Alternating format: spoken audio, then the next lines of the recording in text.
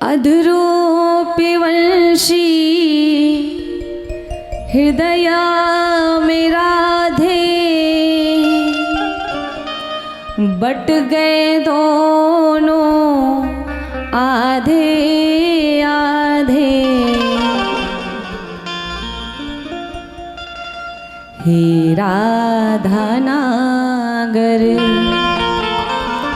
हे भक्त वत्सल, सदैव भक्तों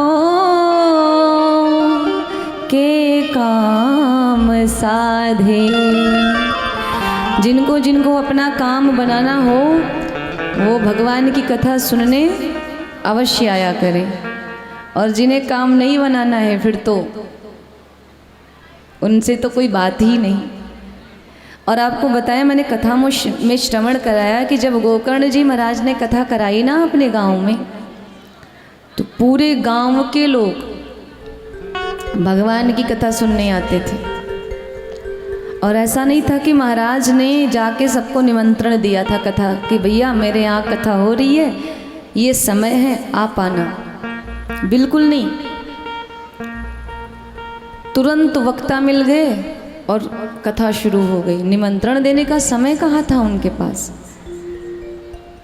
लेकिन कहते हैं ना कि दूध बेचने वाले को घर घर जाना पड़ता है कि भाई ये दूध है,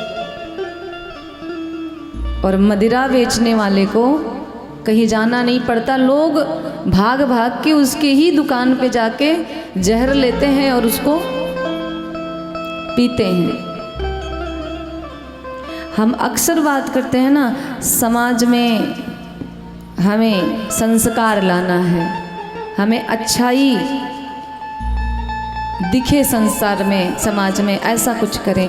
तो महाराज एक दूसरे पे दोषारोपण करने से या एक दूसरे पे आशा रखने से आपके समाज में ना तो संस्कार आएगा और ना अच्छाई।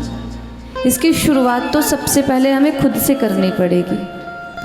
पहले आप तो करो। हो सकता है कि आपको देख करके 2-4 लोग और आपके साथ लग जाएं। अब हमें नहीं पता कि भगवान कृष्ण कौन, राम कौन, वेद कितने, शास्त्र कितने, उपनिषद कितने, पुराण कितने भारत में रह रहे हैं। भारत माता की जय हम रोज बोलते हैं, लेकिन भारत माता के विषय में हमें पता नहीं। तो महाराज जब हमें नहीं पता तो हम बच्चों को क्या बताएंगे। तो कुछ तो अपने बच्चों को सिखाइए। आप क्या सिखाओगे। तो जिन्हें अपना काम साधना है उन्हें कथा में आना चाहिए। ऐसा नहीं है कि नीरज भैया कथा करा रहे हैं तो बस वही सुनेंगे। अरे धन्य हैं आप जो भगवान की श्रीमद् भागवत कथा को लेकर के इस अपने गांव की धरा धरती तक आए।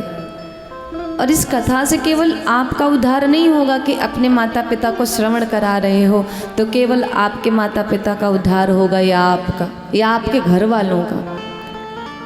ये कथा तो ऐसी है, भगवान देखो, भगवान कहते हैं ना, जैसे माता पिता कभी अपने बच्चों के विषय में गलत नहीं विचार कर सकते, वैसे भगवान का भाव होता है। हम सब भगवान के बालक हैं। भगवान हमें कभी दुख में नहीं देख सकते।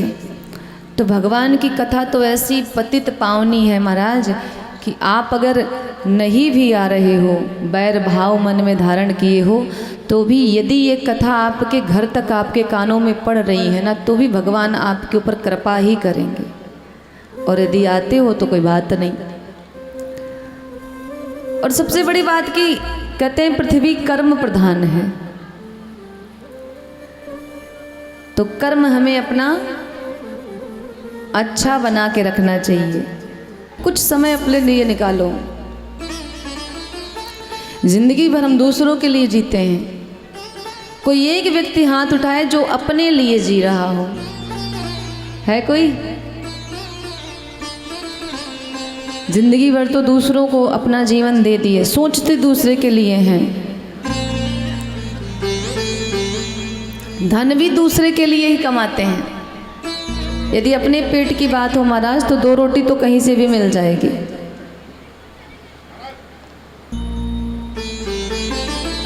और आपको बताऊं, हमारी तो इतनी स्थिति खराब है कि यदि हम वस्त्र भी धारण करते हैं ना, तो वो भी दूसरों को सुंदर लगे इसलिए करते हैं, है कि नहीं?